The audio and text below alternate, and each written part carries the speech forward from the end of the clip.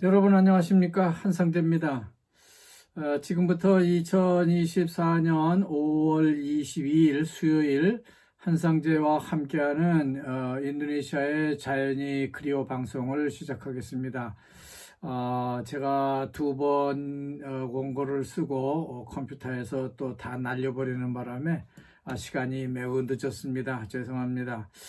자, 오늘 아침 일찍 콤파스 신문을 제가 아이패드에다가 다 정리를 해 놓고 KBS 라디오 방송 세계는 지금 프로그램 출연을 하기 위해서 방송 원고까지 거기에 넣어 놓고 보냈는데 그만 이게 어디로 날아갔습니다. 컴퓨터가 켜지지를 않습니다. 그래서 상주로 돌아와서 아이패드를 가지고 계속 켜보려고 했지만 되지가 않아서 다시 컴퓨터에다가 작업을 해서 이제야 방송을 하게 됐습니다. 참 한참을 노력해도 이 컴퓨터는 이해가 되지 않는 저로서는 참 이해하기 힘든 그런 기기가 아닌가 생각이 됩니다. 자, 그러면 아마 이 아이패드가 너무 오래돼서 그런 건지 아니면은 무슨 해킹을 당한 건지 이건 잘 알 수가 없습니다. 다음 기회에 상주 시내에 나가서 컴퓨터를 고치는 사람한테 좀 물어봐야 될 것 같습니다. 어쨌든 오늘 인도네시아 토픽 뉴스를 살펴보겠습니다. 내일로 다가온 인도네시아의 와이삭, 그러니까 바이삭이라고도 하고 와이삭이라고도 합니다. 그러니까 라틴어로 말할 거냐 아니면 영어로 말할 거냐 하는 차이인데요. 우리말로는 부처님 오신 날이 되겠습니다. 이 행사를 준비하는 승려들 사진이 토픽 뉴스로 실려 있고요.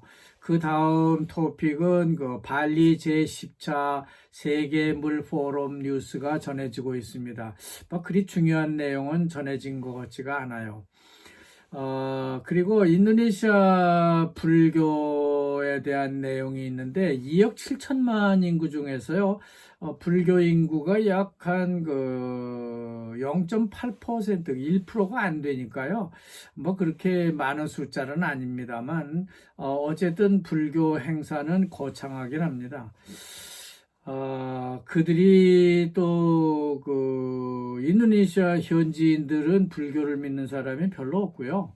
대부분 중국계 현지인들이 불교를 믿고 있는 걸 볼 수 있죠. 그렇지만 이들은 대부분 부유한 층에 속하기 때문에 그런지 불교 행사를 하면은 아주 거창하게 하고요. 또 사찰을 지어도요 아주 크게 짓는 걸 볼 수 있습니다. 우리가 피크라고 하는 PIK라고 하는 지역을 가보면요. 그 사찰을 어마어마하게 크게 지어놓은 걸 볼 수 있고요. 부처를 깎아서 만든 동상 같은 것도 보면은 엄청나게 크게 짓고 있습니다. 우리의 불국사하고 비교해 보면은 대단한 차이가 있죠. 자, 그런 면에서 오늘 뉴스 토픽에는요, 중부자와 그러봉안이라고 하는 데 있는 마르펜이라고 하는 동네에서요, 성화를 채취하는 사진이 나와 있고요. 또 뜨만궁의 줌프리시라고 하는 곳에서 성수를 받는 모양이에요. 거기서 받아가지고 맨둉 사원, 그러니까 짠디 맨둉을 출발해서 보르보드르 사원까지 행진을 할 것이라고 합니다. 여기서 이 불교인들이 성화를 채화한다는 것은요, 하나의 상징인데요. 세상을 밝힌다는 것 같고요.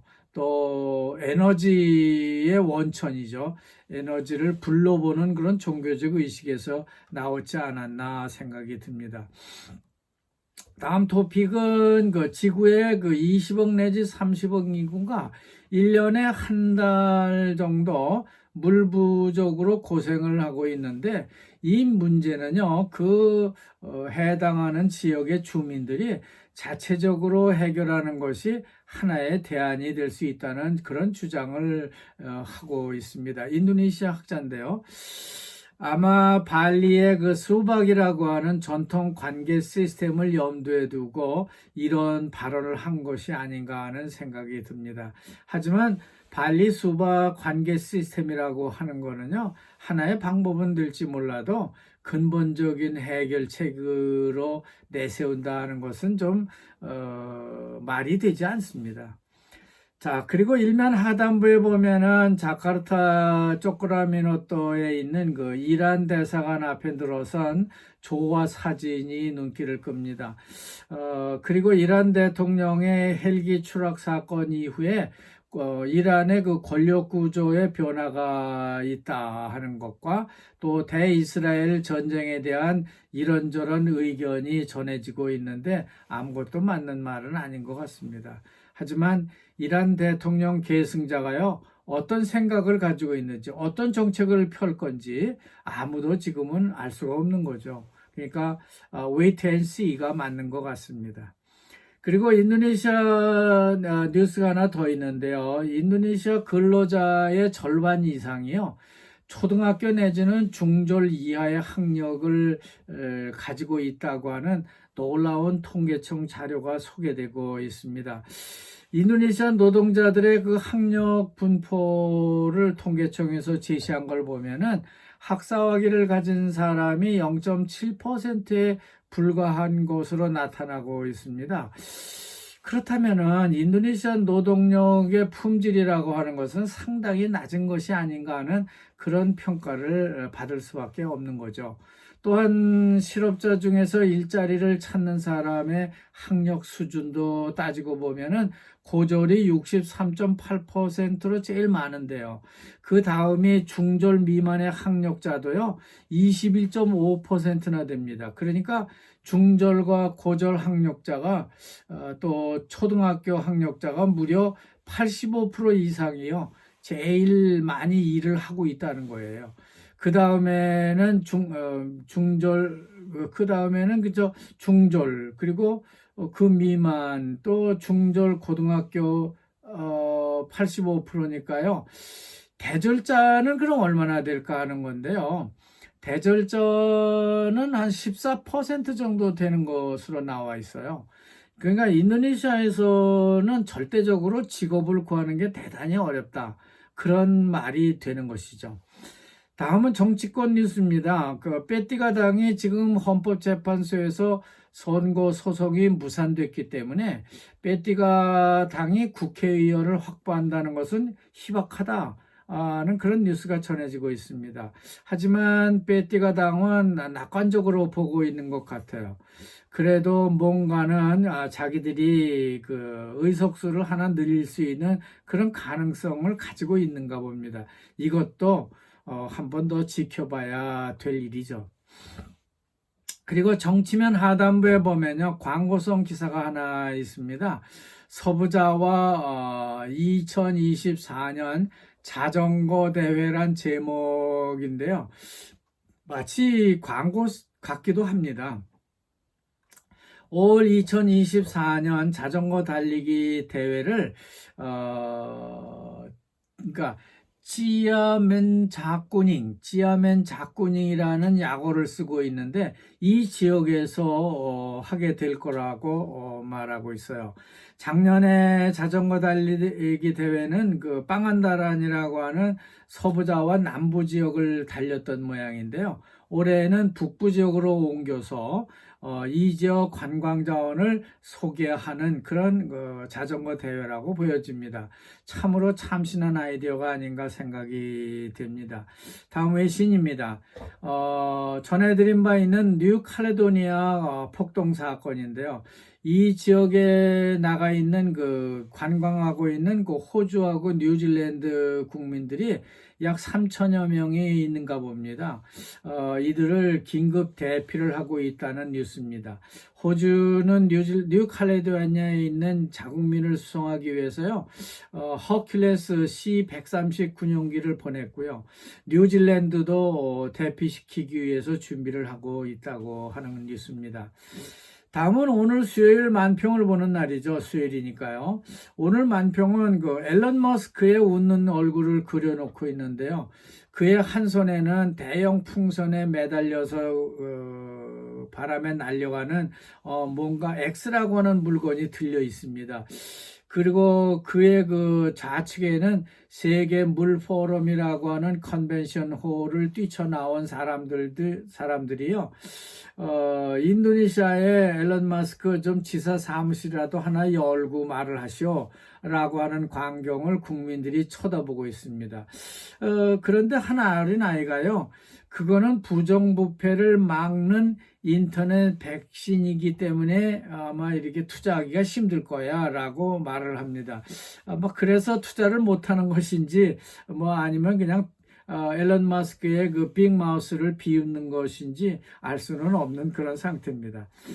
다음은 중부자와 제빠라의 전통놀이 중에 하나인 불놀이 사진이 전해지고 있습니다.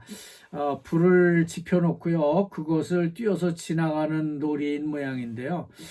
예전에 우리도 이 어릴 때요, 그렇게 놀았던 그 위험한 놀이가 아닌가 생각됩니다.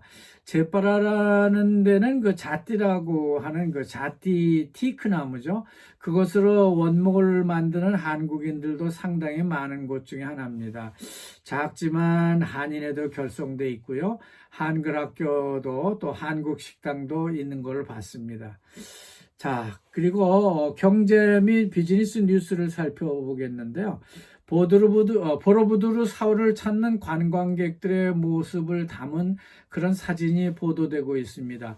내일이 부처님 오신 날이기 때문에요, 이곳을 찾아오는 관광객이 한 30만 명은 넘을 것으로 그렇게 예상을 하고 있다고 합니다.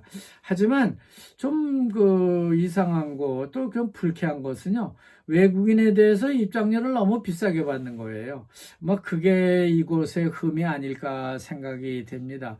그러므로 반드시 끼따스나 끼따블을 가지고 있는 분들은 그걸 가져가야만 현지인과 같은 대우를 받고 저렴한 입장료를 내고 들어갈 수가 있겠습니다.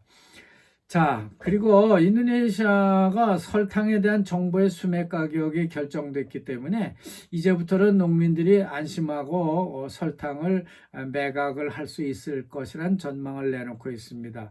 한편 빵을 만드는 그 원자재, 밀가루 같은 가격이 올라서 고민이라는 기사도 전해지고 있습니다. 끝으로 서부 수마트라 머라피가 아닙니다. 족자에 있는 머라피 화산이 있고요. 서부 수마트라 바닥에 있는 그 화산은 마라피라는 화산인데요. 이 폭발 지역에 있는 그 주민들이 조코위 대통령에게 화산이 터지고 나면은 그 터진 그 화산재가 비가 왔을 때 막 흘러내려가지고 동네가 그냥 전부 엉망진창이 되는 경우가 많아요. 이런 그걸 막아줄 만한 사보댐이라고 하는 모양인데, 그런 것이 2개밖에 없답니다. 그러니까 이런 댐을 56개 정도로 늘려달라 하는 그런 요청을 하고 있다고 합니다. 참 인도네시아는 해야 할 일도 많고요, 참 위험도 많은 나라 중에 하나라는 느낌이 듭니다. 하여간 오늘 아이패드 때문에요, 원고도 다시 쓰고 방송도 다시 하고 시간이 늦어졌습니다. 대단히 죄송한 말씀을 드리지 않을 수 없습니다. 하지만 오늘 저는 대전역에 가서요, 그 지하에 있는 성심당이라고 하는 빵집에서 길게 줄을 늘어서서요, 간신히 빵 한 봉투 사왔습니다. 그걸 사다가 동네에 계신 이웃분들에게 빵잔치를 벌였습니다. 참 그 집이 빵집으로는 참 유명한 모양이에요. 기차를 타러 오는 사람들은 모두 손에 1개, 2개씩 큰 종이 가방에 들려 있는데, 그 빵집은 정말 줄을 서야만 빵을 살 수가 있었습니다. 자, 오늘은 여기까지 하고요, 마치겠습니다. 내일 아침에 다시 뵙기로 하고, 여러분 대단히 감사합니다.